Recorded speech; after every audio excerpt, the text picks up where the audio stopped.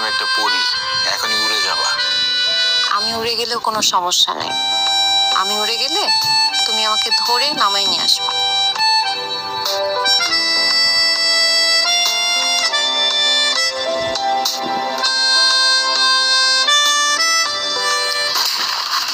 আল্লাহ! ও মাগো, তুমি আমাকে চড় মারলা কেন? তোমার গালের মধ্যে একটা মশা বসেছিল। আমি ভাবলাম যদি এডিস মশা হয়। এখন তো ডেঙ্গুর উপদ্রব যে এরকম বাড়ছে, তোমার যদি আবার ডেঙ্গু জ্বর হয়ে যায়, এর জন্য থাপ্পড় মারছিলাম। কিন্তু তুমি কি ব্যথা পাইছো? তুমি ঠিক আছো? না, ইটস ওকে। ইটস ওকে কি করে হয়? আমার থাপ্পড়ের জন্য তো হাঁটি ভেঙে পড়ে গেল। আচ্ছা, যা হওয়ার হয়ে গেছে, বাদ দাও।